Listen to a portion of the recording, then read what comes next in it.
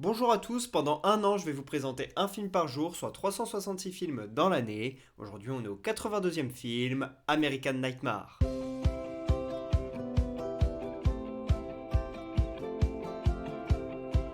American Nightmare est un film sorti en 2013, réalisé par James de Monaco. Il raconte une histoire futuriste qui se déroule en 2022, donc si vous le regardez aujourd'hui, ça se passe dans le passé, mais ça reste quand même dans un monde futuriste, dans lequel les États-Unis sont dirigés par les nouveaux pères fondateurs, des conservateurs qui ont mis en place une période de purge une fois par an. Cette période, elle dure 12 heures, et pendant cette purge, eh bien, un individu, il peut tuer n'importe qui. Il ne peut pas tuer de membres du gouvernement, sinon c'est pas drôle, bien évidemment, eux, ils se protègent, et il peut tuer, sinon n'importe qui, à travers des armes blanches et puis des armes à feu. Il ne peut pas utiliser de bombes ou d'armes de destruction massive, mais s'il a envie d'aller toquer chez quelqu'un et de l'assassiner, eh bien c'est possible.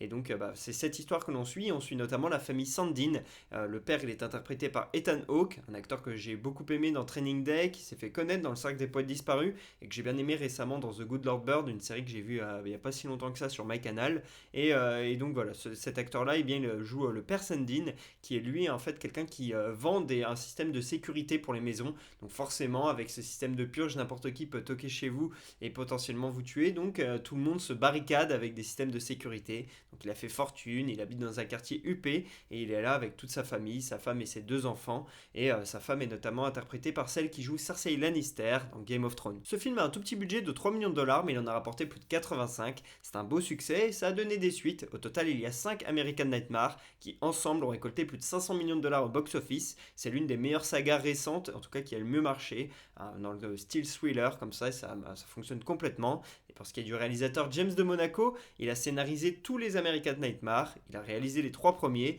mais il est aussi connu pour son travail sur le scénario de Jack, le film de Coppola, dans lequel on retrouve Robin Williams.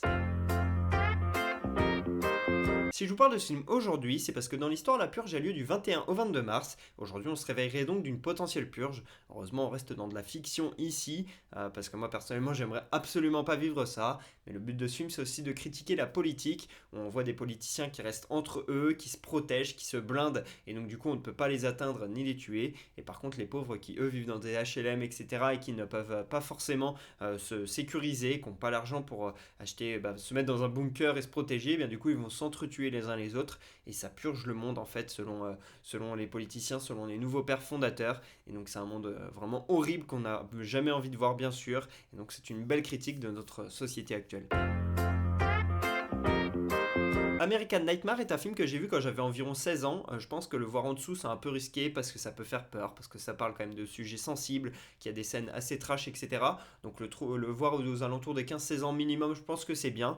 Et puis à la période d'Halloween, ça peut aussi être sympa. Là, je vous le conseille en mars parce que le contexte veut ça. Mais en vrai, moi, je le regardais souvent la période d'Halloween, le 31 octobre ou quoi. Je trouve que c'est le bon moment pour le regarder parce que je suis pas hyper fan des films d'horreur. Et donc, regarder ce genre de thriller un petit peu, eh bien, c'est super sympa. Je trouve que les autres American Nightmare sont très cool, le 2, le 3 et le 4 en tout cas, puisque je n'ai pas vu le 5. J'avais voulu le voir au ciné, mais j'avais pas pu. Et puis là, je l'ai toujours pas trouvé sur la plateforme de streaming. Alors, à moins que j'ai mal regardé, je crois qu'il n'est pas accessible.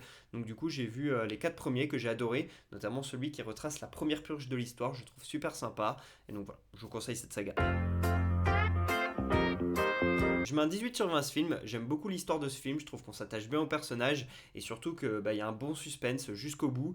J'aime bien le côté où en fait chaque personnage est assez mystérieux, on se demande qui va finalement commettre l'irréparable et si voilà le commun des mortels, celui qui paraît super sympa va être capable de passer à l'acte ou pas, parce que certes on suit une famille mais pas que d'autres personnages et donc du coup je trouve ça super sympa d'essayer de savoir qui est bon, qui est mauvais, qui est capable de faire ça alors que franchement ça paraît horrible d'être capable de retirer la vie de quelqu'un. Et puis je trouve que les méchants sont hyper charismatiques, il y a de beaux costumes aussi qui font bien peur. Voilà, il y a un mélange de tout plein de choses qui font que j'ai adoré ce film et que je vous le conseille. Première anecdote, l'idée du film est venue à James de Monaco alors qu'il était en voiture avec sa femme, alors qu'il conduisait tranquillement, il y a quelqu'un qui arrivait comme un boulet de canon et qui a conduit hyper dangereusement, et là sa femme a dit si seulement on avait l'occasion de commettre un meurtre une fois par an, eh bien c'est de lui dont je m'occuperais, et là James de Monaco il s'est dit attends, commettre un meurtre une fois par an, qui serait légal, etc.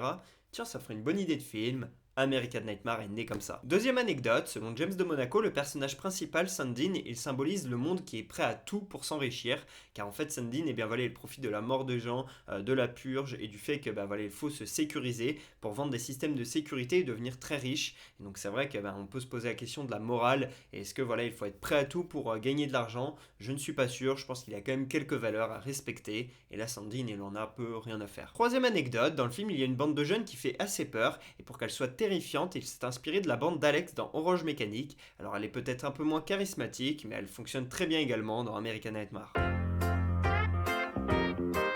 Voilà pour ce 82e épisode d'Un jour un film. J'espère que je vous aurai donné envie de regarder American Nightmare. Pour ma part, je vous dis à demain pour parler du 83e film de l'année. Et pour que vous sachiez de quel film on va parler, un petit indice, Cirque. Dites-moi en commentaire de quel film on va parler. À demain.